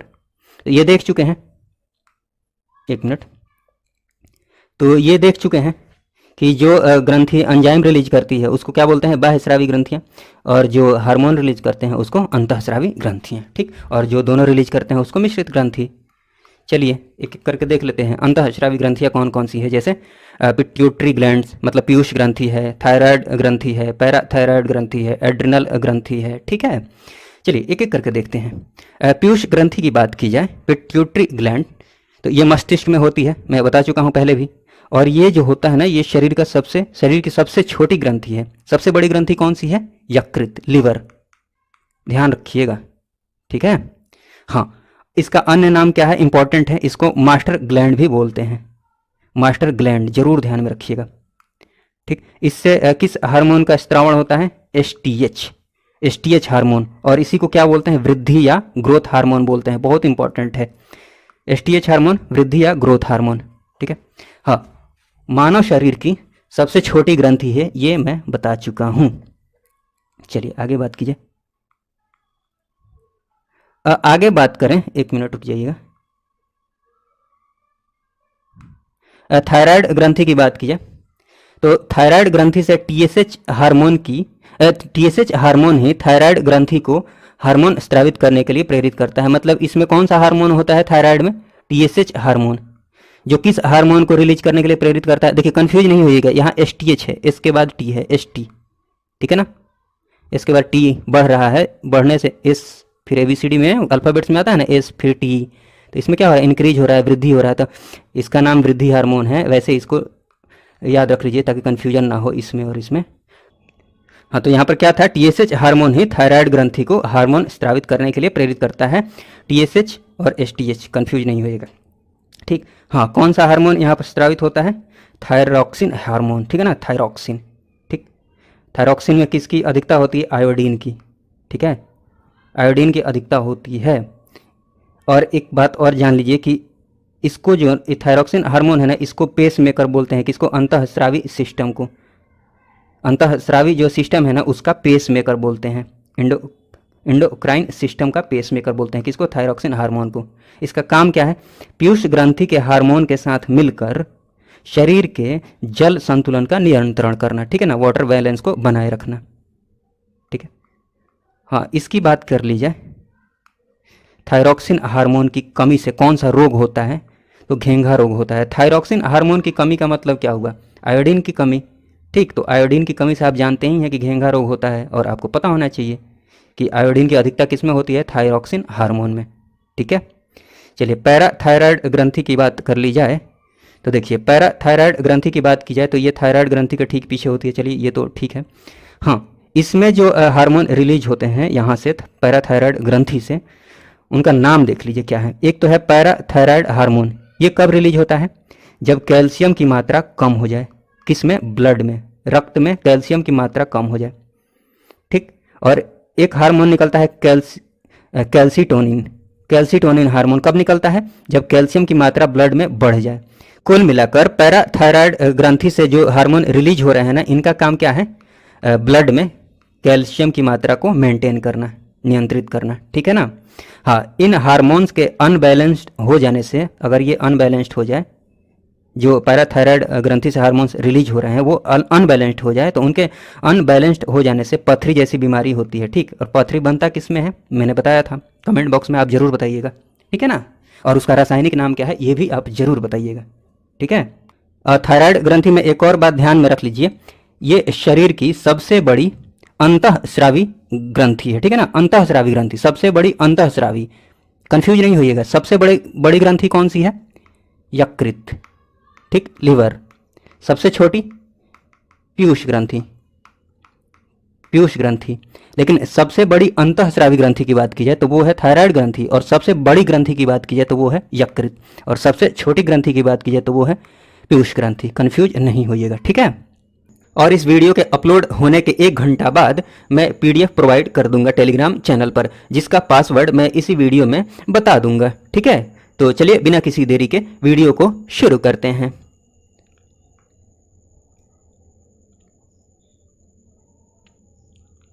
देखिए जहाँ तक हो गया था काफ़ी सारी चीज़ें हो चुकी हैं, बस उसमें एक ये बच गया था कोशिका। हालांकि ये स्टार्टिंग में ही बता देना था, लेकिन चलिए कोई बात नहीं, इससे कोई प्रॉब्लम नहीं है। और ये वीडियो चूंकि रिवीजन के पर्पस से बनाया गया है तो इसमें उतना ही एक्सप्लेन करूंगा जितना की ज़रूरत है। ठीक है, ताकि वीडियो की लेंथ ज़्यादा लंबी नहीं हो। ठीक, तो चलिए बात करते हैं कोशिका की। कोशिका की बात की जाए तो आपको पता ही है कि ये कोशिका जो होती है वो जीवों की संरचनात्मक एवं क्रियात्मक इकाई है। ठीक है ना। इसके खोजकर्ता की बात की जाए तो थोड़ा सा ध्यान रख सकते हैं, रॉबर्ट हुक। ठीक, रॉबर्ट हुक। ठीक ना। हाँ, कोशिका सिद्धांत के जो प्रतिपादक हैं वो कौन है? श्लाइडेन तथा श्वान। ठीक, थोड़ा सा आगे देखते हैं हम। कोशिका के भाग जो है ना, इसमें इंपॉर्टेंट जो भाग है उनको देख लेंगे, वो इंपॉर्टेंट है। कोशिका के प्रकार की बात की जाए तो ये ना भी देखेंगे तो चलेगा, बट देख लीजिए थोड़ा सा। जैसे 2 टाइप्स के होते हैं, प्रोकैरियोटिक और यूकैरियोटिक। ठीक है ना। प्रोकैरियोटिक में क्या होता है कि कोशिकांग अर्थात कोशिका का भाग नहीं पाया जाता है। ठीक है ना, नहीं पाया जाता है। जैसे एग्जाम्पल के रूप में देख लीजिए, जीवाणु हो गए, नील हरित शैवाल है। ठीक है ना। और लेकिन यूकैरियोटिक की बात की जाए, यही हमें देखना है, यही पढ़ना है, यूकैरियोटिक। ठीक, इसमें कोशिकांग पाए जाते हैं, कोशिका के अंग पाए जाते हैं। जैसे यूकैरियोटिक में क्या कहा जाएंगे? पेड़ पौधे, जीव जंतु। ठीक ना। चलिए कोशिकांग देखते हैं। कोशिका के जो भाग हैं अर्थात कोशिकांग, यूकैरियोटिक के जो भाग हैं वो देख लेते हैं। कोशिका के प्रमुख भाग की बात करेंगे। ठीक है ना। सबसे पहले बात कर लेते हैं हम, एक एक करके देख लेते हैं। कोशिका के जो प्रमुख भाग हैं वो क्या क्या है? कोशिका झिल्ली है, कोशिका भित्ति है, ठीक, माइटोकॉन्ड्रिया है, गोल्जी का है, अंतः प्रद्रव्य जालिका है, राइबोसोम है, लाइसोसोम है, केंद्रक है। ठीक है ना। हाँ, इसमें जो इंपॉर्टेंट बातें हैं एक एक करके देख लेते हैं। इसमें ये ध्यान दीजिएगा कि जो ये कोशिका भित्ति है और लवक है, ये केवल पादप में पाए जाते हैं अर्थात पेड़ पौधे में। ठीक, लवक तो चलिए फिर भी आप समझ जाएंगे। अगर इसमें कन्फ्यूजन होता होगा ना भित्ति, तो भित्ति को भित्ति पत्ती, पत्ती भित्ति ऐसे कर लीजिए। मतलब कोशिका भित्ति को भित्ति पत्ती एक जैसा सुनने में लग रहा है ना, तो उससे आप दिमाग में सेट कर सकते हैं कि केवल पादप में ये पाए जाते हैं, कोशिका भित्ति और लवक। ठीक, इतना ध्यान में रखिएगा। जो इंपॉर्टेंट बातें हैं ध्यान रखने वाली वो ये है कि माइटोकॉन्ड्रिया की बात की जाए तो इसको जो कोशिका है ना उसका शक्ति गृह बोला जाता है अर्थात power house of the cell. ठीक, और इसके जो खोज करता है वो देख सकते हैं आप। बट ये जो हाईलाइट किया है मैंने ये काफ़ी इंपॉर्टेंट है, इन पर विशेष फोकस करिएगा। ठीक, बाकी चीज़ों को बस रीडिंग लगा लीजिए, एक नज़र देख लीजिए। ठीक ना। चलिए माइटोकॉन्ड्रिया की बात की जाए तो इसको कोशिका का शक्ति गृह बोलते हैं। ठीक, इसके खोजकर्ता आपने देख ही लिया, और ये कोशिकीय श्वसन में भी सहायक है। ठीक, गोल्जी काय की बात की जाए तो इसके खोजकर्ता नाम में ही दिख रहा है, कैमिलो गोल्जी। ठीक है ना। और इसको क्या बोला जाता है? गोल्जी काय को कोशिका का यातायात प्रबंधक। ठीक, और इसकी बात की जाए अंतः प्रद्रव्य जालिका की तो ये भी थोड़ा सा देख सकते हैं। कोशिका को जो यांत्रिक सहारा प्रदान करने का काम करता है वो कौन करता है? अंतः प्रद्रव्य जालिका। ठीक, राइबोसोम की बात की जाए तो राइबोसोम जो है ना इसको प्रोटीन की फैक्ट्री बोला जाता है, प्रोटीन की फैक्ट्री बोला जाता है, बहुत इंपॉर्टेंट है, ध्यान रखिएगा। ठीक, लाइसोसोम की बात की जाए तो इसके खोजकर्ता डी डुवे हैं। ठीक, लाइसोसोम भी काफ़ी इंपॉर्टेंट है, मतलब इसको क्या बोला जाता है? आत्मघाती थैली अर्थात सुसाइड बैग। ठीक, आत्मघाती थैली। ठीक, केंद्रक देख सकते हैं, केंद्रक के खोजकर्ता कौन है? Robert brown. ठीक है। चलिए लवक, हाँ लवक हमने यहाँ देखा था ना, लवक को अब देख लेते हैं यहाँ पर थोड़ा सा, 1 मिनट। लवक के प्रकार देख लेते हैं। लवक के प्रकार में देखिए अवर्णी लवक हैं, वर्णी लवक हैं, हरित लवक हैं। ठीक, और इसमें तो आपको नाम से ही पता चल रहा है सब। अवर्णी, वर्ण मतलब रंग, कलर, अवर्णी मतलब जो रंगहीन हो, अवर्णी लवक। ठीक, यहाँ पर सूर्य का प्रकाश नहीं पहुँच पाता है, मतलब सूर्य के प्रकाश से जो वंचित भाग होता है ना वहाँ पर ये कोशिकांग पाया जाता है, कोशिका का भाग ये पाया जाता है। कौन सा? लवक। ठीक, लवक ये रंगहीन होता है, बता ही चुका हूँ। ठीक, सूर्य का प्रकाश कहाँ नहीं पहुँच पाएगा। देखिए इसकी अवस्थिति कहाँ होती है? जड़ एवं भूमिगत तनों में। ठीक है ना, भूमि के अंदर जो तना होता है। ठीक, वर्णी लवक की बात की जाए अर्थात क्रोमोप्लास्ट। ठीक, तो वर्णी मतलब नाम से ही दिख रहा है, वर्णी मतलब ये रंगीन लवक होते हैं। ठीक, ये कहाँ पर पाए जाते हैं? पुष्प में मतलब फूल में, फल भित्ति में, भित्ति मतलब जो फल के ऊपर ऊपर का हिस्सा होता है। ठीक, बीज आदि में। ठीक है ना। तो ये बस रीडिंग लगा लीजिए, जो इंपॉर्टेंट बातें हैं उसको मैंने हाईलाइट कर दिया है। हरित लवक की बात की जाए, ठीक, तो हरित लवक कहाँ पाया जाता है? पर्ण हरित में, अर्थात क्लोरोफिल में। इसको अभी हम देखेंगे, जो प्रकाश संश्लेषण है ना वहाँ पर इसको देख लेंगे, ठीक है ना। इसकी अवस्थिति पत्तियों में होती है, ठीक है, आगे देखने वाले हैं। ये देखने से भी पता चल रहा है आपको, ठीक। हाँ, इसमें जो इंपॉर्टेंट बात है ध्यान रखने वाली, ये क्लोरोफिल में जो तत्व पाया जाता है, प्रमुख तत्व, वो मैग्नीशियम पाया जाता है। बहुत इंपॉर्टेंट है, इसको ध्यान रखिएगा, मैग्नीशियम, ठीक है ना, Mg, ठीक, ये जरूर ध्यान में रखिएगा। हाँ, कुछ उदाहरण देख लीजिए, एग्जाम्पल्स, ठीक। टमाटर का जो लाल रंग होता है, ठीक, वर्णी लवक देख लिए ना हम, और उसी का एग्जाम्पल देख रहे हैं। जैसे टमाटर का लाल रंग जो होता है वो किसकी वजह से होता है? लाइकोपीन की वजह से होता है। गाजर का जो रंग होता है, ठीक, वो किसकी वजह से होता है? कैरोटीन की वजह से होता है। कैरेट से याद रख लेंगे, गाजर को इंग्लिश में कैरेट बोलते हैं, कैरेट से कैरोटीन याद रख लीजिएगा। पत्तियों का जो पीला रंग होता है वो किसकी वजह से होता है? कैरोटीन की वजह से होता है, ठीक, मतलब पीलापन जिसमें होता है ना वो कैरोटीन की वजह से होता है। चुकंदर की बात की जाए तो चुकंदर का जो रंग होता है वो विटामिन की वजह से होता है, ठीक। अब इतना देखा है तो कुछ एक बातें और देख लेते हैं, कुछ एक फैक्ट्स।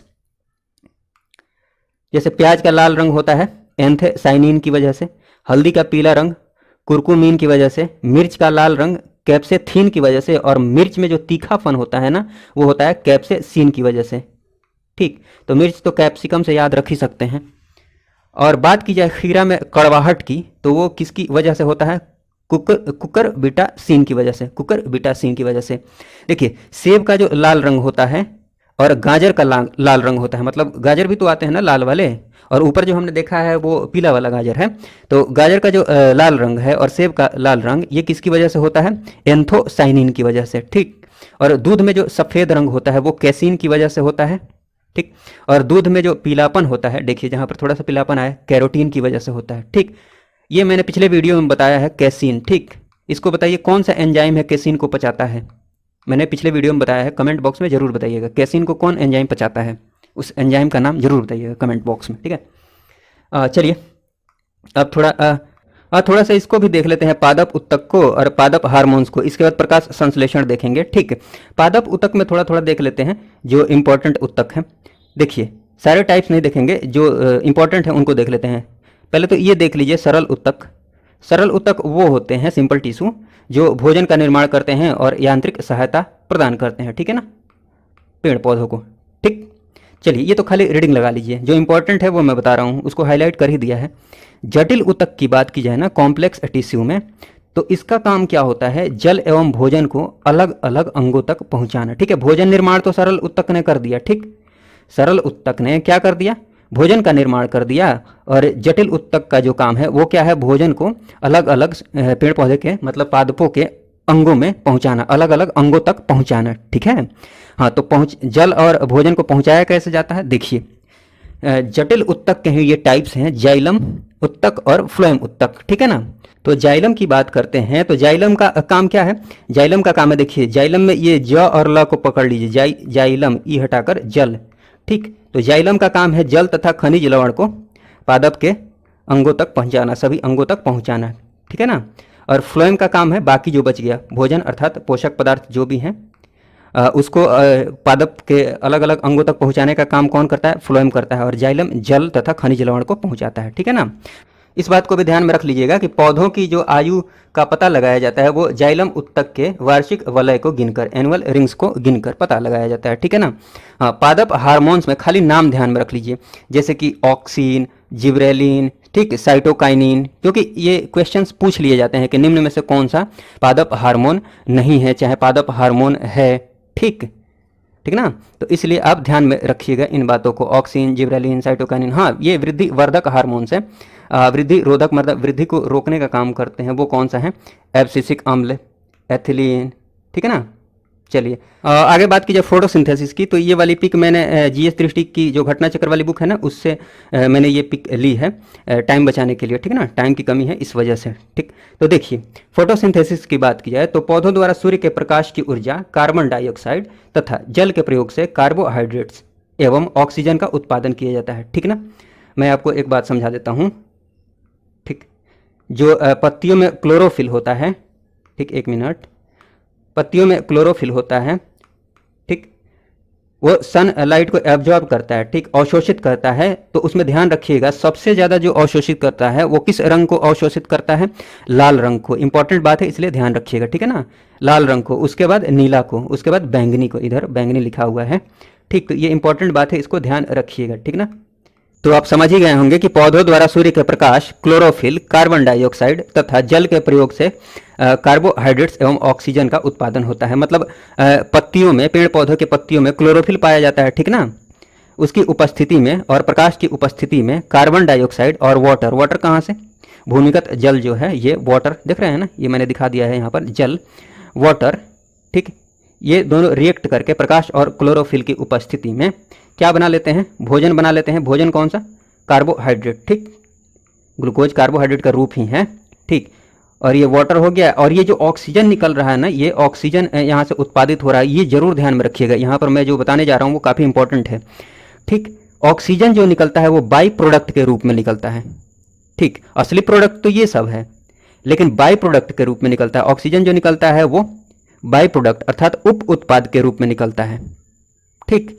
और ये वाला जो ऑक्सीजन आता है, कंफ्यूज नहीं होइएगा, ये क्वेश्चन पूछा जाता है इसलिए मैंने यहाँ पर नोट किया है। ये वाला जो ऑक्सीजन है वो कहाँ से आता है? ये मत सोचिएगा कार्बन डाइऑक्साइड वाला ऑक्सीजन है। ये वाला ऑक्सीजन जो है ये वाटर वाला ऑक्सीजन है, पानी वाला, जल वाला, जल से ये ऑक्सीजन निकलता है, ठीक ना। ये इंपॉर्टेंट है, ध्यान रखिएगा। हाँ, ये क्लोरोफिल का फॉर्मूला नीचे लिखा है मैंने, जिसमें यहाँ mg दिख रहा है, तो आपको यही ध्यान में रखना है कि जो इसमें प्रमुख तत्व होता है एक, उसका नाम क्या है? मैग्नीशियम, मैग्नीशियम, ठीक। ये इंपॉर्टेंट बात है, ध्यान में रखिएगा, ठीक है ना। चलिए, इसमें बस इतनी ही बातें थी, आगे बात करते हैं। अब बात कर लेते हैं प्रमुख रोगों की, ठीक ना। प्रमुख रोग, सबसे पहले बात करते हैं मानव रोग की, मानव में होने वाले रोग, ठीक है। मानव रोग में सबसे पहले देखते हैं विषाणु से फैलने वाले रोग, जो विषाणु से रोग होते हैं अर्थात वायरस से, ठीक। ये इंपॉर्टेंट, इसको ऐसे ध्यान में रखिएगा, मैं बता रहा हूँ। सबसे पहले तो आप ऐसे ध्यान में रखिएगा कि विषाणु से होने वाले रोग कौन कौन से हैं, जैसे चेचक, कंठमाला रोग, ठीक, polio, hepatitis B, dengue, rabies, जापानी इंसेफेलाइटिस, एड्स, ठीक। तो सबसे पहले आपको ये ध्यान में होना चाहिए कि जो विषाणु से होने वाले रोग हैं वो कौन कौन से हैं, क्योंकि एग्जाम में ऐसे भी पूछा जाता है कि निम्न में से कौन विषाणु जनित रोग है, ठीक, या जीवाणु जनित रोग है, या फिर विषाणु जनित रोग नहीं है, ठीक है ना। तो ये जरूरी बातें हैं। बाकी जो मैंने हाईलाइट किया है वो इंपॉर्टेंट है, बाकी चीज़ें बस ऐसे ही देख लीजिए, रीडिंग मार दीजिए, ठीक है ना। बाकी टाइम हो तो ये सब पढ़ते रहिए, ठीक। अभी जो हाईलाइट किया है उस पर फोकस रखिए एग्जाम को पास में देखते हुए। तो चेचक की बात की जाए तो चेचक जो फैलता है ये किस विषाणु की वजह से? वेरियोला, ठीक है ना, वेरियोला, ठीक। कंठमाला की बात की जाए तो ठीक है, विषाणु की वजह से होता है। वायरस की बात की जाए तो ये मम्स वायरस इसका कारक है, ठीक। और इससे प्रभावित जो अंग होता है, प्रभावित अंग मैंने जो लिखा है, जो इंपॉर्टेंट है वही लिखा है, ठीक। और जो मोस्ट इंपॉर्टेंट है उसको मैंने हाईलाइट कर दिया है, ठीक है ना।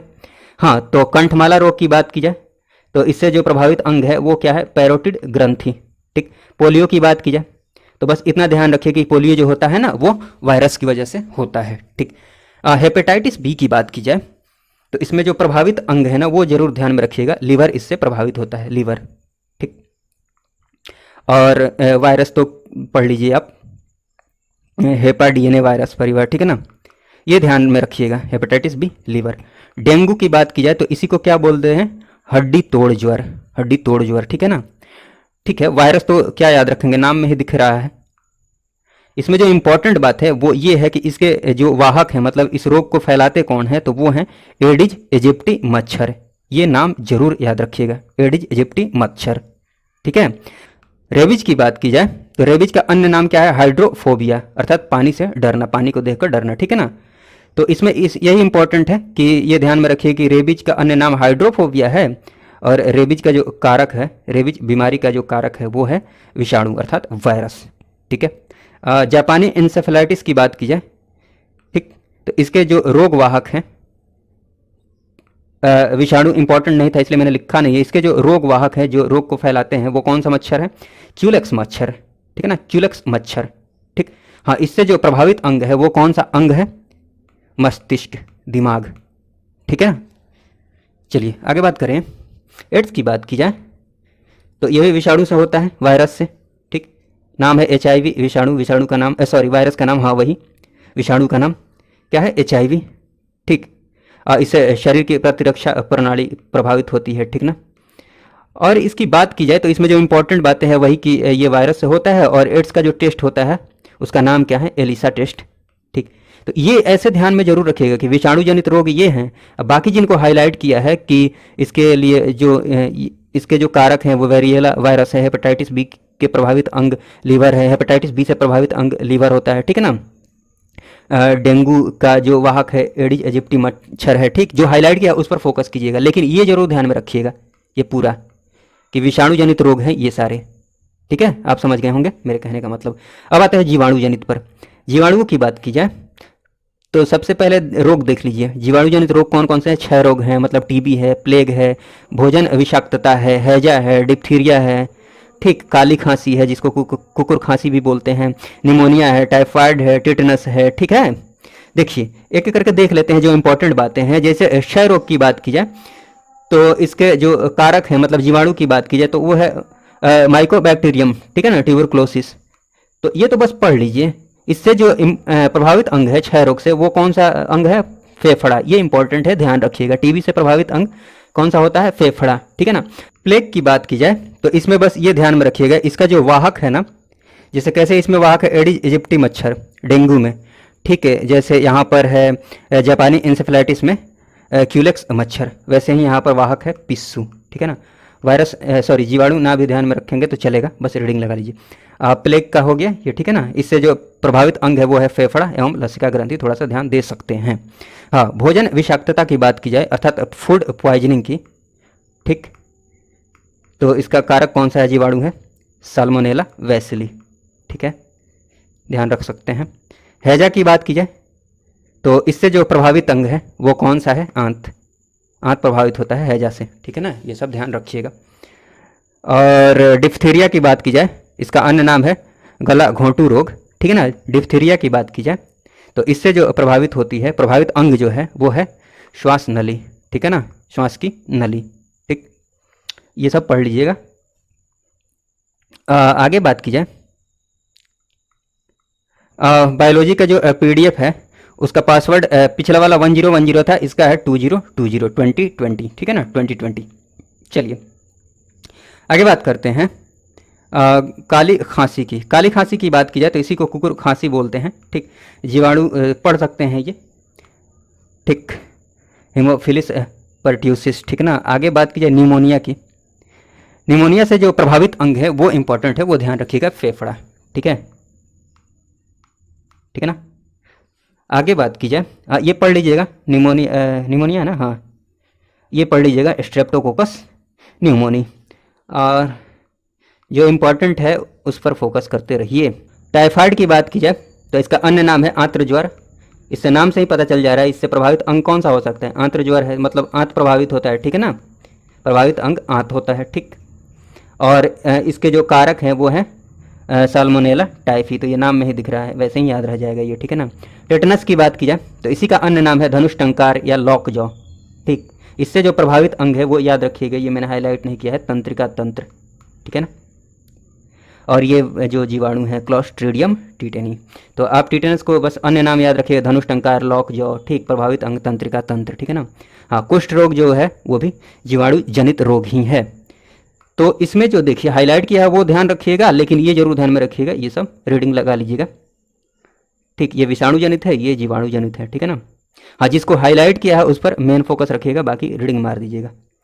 चलिए, विषाणु जनित और जीवाणु जनित रोग हमने देख लिया। अब बात करते हैं कवक जनित रोग। तो इसमें नाम याद रखिएगा, कवक जनित रोग में ये है एथलीट फुट रोग, ठीक है ना, एथलीट फुट, ठीक। क्वेश्चन ऐसे ही पूछता है एथलीट फुट किस टाइप का रोग है, मतलब कवक जनित है, विषाणु जनित है, जीवाणु जनित है, ठीक। तो याद रखिएगा कवक जनित है, इसलिए मैं बोल रहा हूँ बार बार कि विषाणु जीवाणु में जो भी रोग है ना, रोग का नाम पहले जरूर याद रख लीजिए। एक मिनट रुकिएगा। हाँ, ये भी ध्यान रख सकते हैं अर्गटात्य, ठीक है ना, ये IAS में पूछा हुआ क्वेश्चन है, अर्गटात्य। आगे बात की जाए ये त्वचा का प्रदाह, ठीक, डर्मेटाइटिस, ये भी कवक जनित रोग है। गंजापन कवक जनित रोग है, ठीक है। एफ्लाटॉक्सिन, ठीक है ना, एफ्लाटॉक्सिन विष, ठीक, ये कवक जनित रोग है और इससे प्रभावित अंग जो है वो कौन सा है? यकृत है। ठीक, ध्यान रखिएगा, ये बीपीएससी में पूछा हुआ है। हाँ, पीछे भी बहुत सारे क्वेश्चंस थे जो बीपीएससी में पूछे हुए हैं, मैं बोलना भूल गया, ठीक है ना। स्पर्जिलोसिस की बात की जाए तो इससे प्रभावित अंग जो है वो फेफड़े हैं। ब्लैक फंगस की बात की जाए तो प्रभावित अंग साइनस, फेफड़े, मस्तिष्क हैं। तो कहने का मतलब ये हुआ कि प्रमुख रूप से इसमें नाम याद रखिएगा, कवक जनित रोग कौन कौन से हैं? एथलीट फुट है, अर्कटाप्य है, त्वचा का प्रदाह है, गंजापन है, एफ्लाटॉक्सिन है, ठीक है ना, स्पर्जिलोसिस है, ठीक, ये सब ब्लैक फंगस, ठीक, नाम जरूर ध्यान में रखिएगा।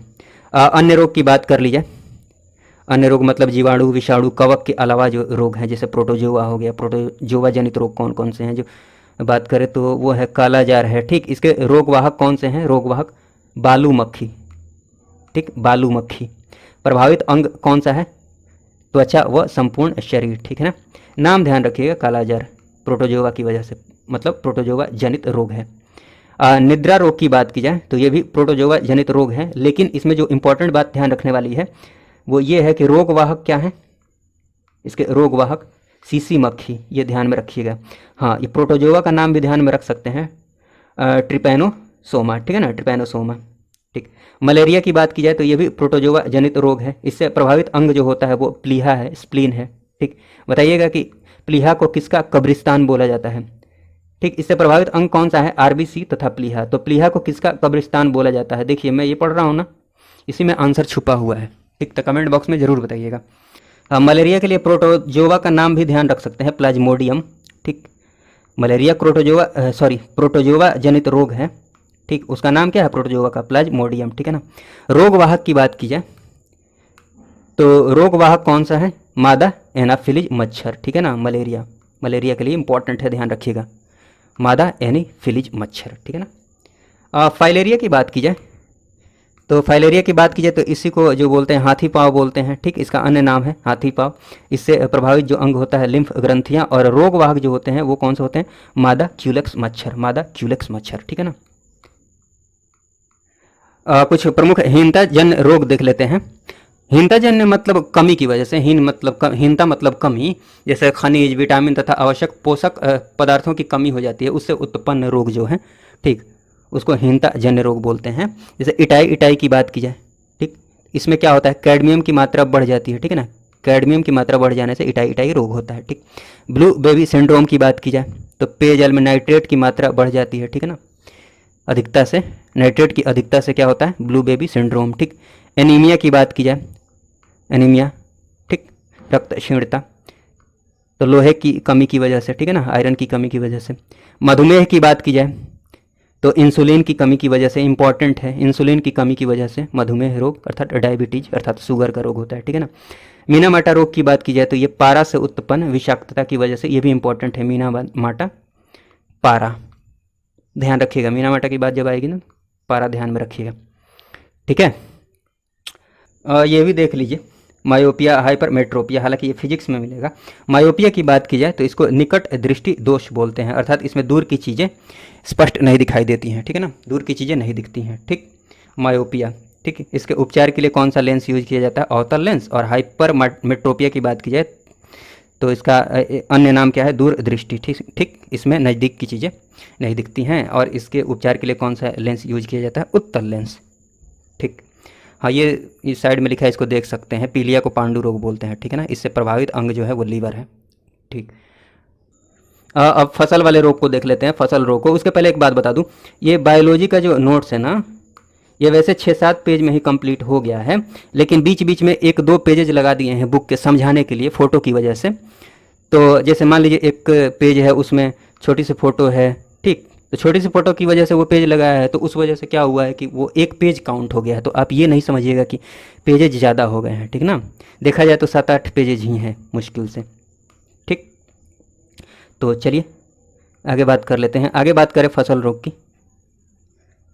तो धान में खैरा रोग की बात की जाए तो ये नाम जरूर ध्यान में रखिएगा, धान में खैरा रोग कहाँ होता है? धान में, और ये किसकी कमी की वजह से होता है? जिंक। मक्का में सफ़ेद कली, ठीक है ना, सफ़ेद कली रोग, ठीक, ये किसकी वजह से होता है? जिंक। लिटिल लीफ की प्रॉब्लम किससे होती है? जिंक की कमी की वजह से, ठीक, फूल गोभी में ब्राउनिंग रोग किसकी वजह से होता है? बोरॉन की कमी से, बी बोरॉन, ठीक है ना, बोरॉन। ठीक, चुकंदर में हार्ट रॉट रोग बोरॉन की कमी से। ठीक, नींबू में डाइबेक रोग कॉपर की कमी से। ठीक, और आलू में ब्लैक हार्ट रोग ऑक्सीजन की कमी से। ठीक, थोड़ा सा ये भी पढ़ लीजिए कि गेहूं में ये रोग होते हैं। कौन सा रोग है ये? काला कीट है, श्लथ कंड है अर्थात स्मट, करनाल वंट है ये, ठीक है ना, ये गेहूं में ये सब रोग होते हैं। ठीक, कुछ नोट इम्पोर्टेंट फैक्ट्स हैं, इनको देख लीजिए। Jelly fish, star fish, silver fish, जिसमें सबसे इंपॉर्टेंट है स्टार फिश, ठीक है ना, ऑप्शन में बार बार ये मिलता है स्टार फिश। ठीक, ध्यान ये रखना है कि नाम में भले फिश दिख रहा है इन सब के, लेकिन ये मछली नहीं है, फिश नहीं है, यही ध्यान रखना है इसमें। ठीक, इसकी बात कर लीजिए, समुद्री घोड़ा। ठीक, ये नाम में नहीं दिख रहा है कि ये मछली है, बट ये मछली है, ये ध्यान में रखना है।